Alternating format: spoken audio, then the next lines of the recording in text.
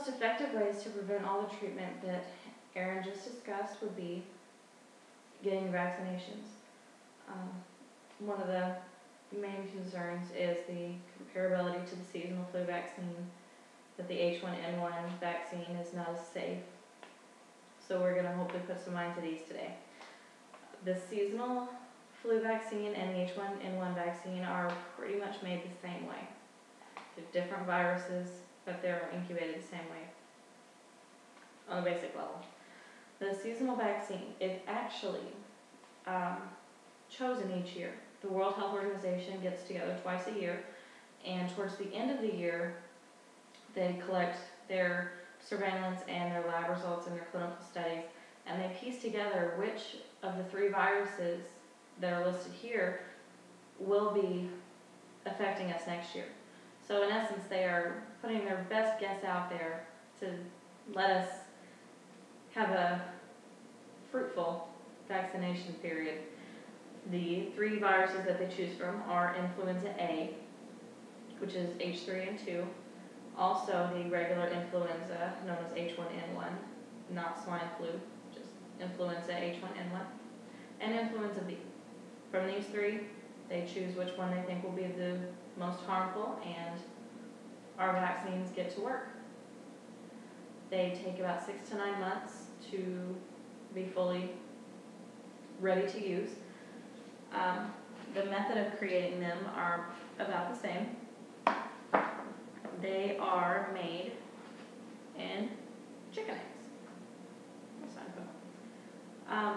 Pretty much they take the virus and they inject it into a chicken egg because it is the best place for the virus to grow.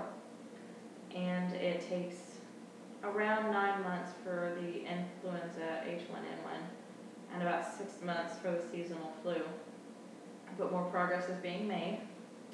This year they have already determined different ways to try and speed up this process. Some of these ways are costing a lot of money. $487 million was given by the federal government to a company called Protein Science, and they are in Connecticut. And what they have done is, instead of using a chicken egg, they have injected the virus into dog cells, which theoretically, shorter amount of time, but just as effective. So we'll probably be hearing a lot more about protein science in the future with our vaccines. Another one is worms. They inject the virus into worms, and from there they take the virus and they inject it into a caterpillar's ovary, and there it incubates, and we get our vaccine. Haven't heard too much after the outcome of this discovery. Another company is Vaccinate New Jersey. It's in New Jersey, and they genetically engineered E. coli bacteria, and it is mixed with the virus, incubated, and has proven successful in tests, but has still not been used on humans, probably for obvious reasons that it is E. coli bacteria.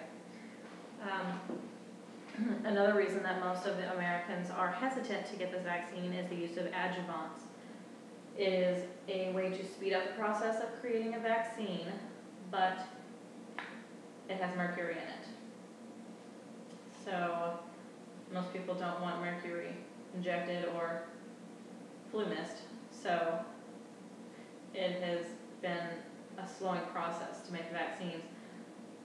It is actually used to prevent microbial growth in your vaccines because the vials are multi-usage, which means a doctor can use a needle, puncture into the vial, take a vaccine, inject it in you, get rid of the needle, get a brand new needle, but they stick it into the same vial.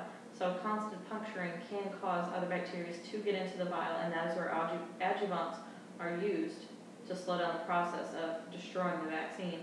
They are also used to produce antibodies, which actually aids in getting your immune system to give the desired response to the vaccine.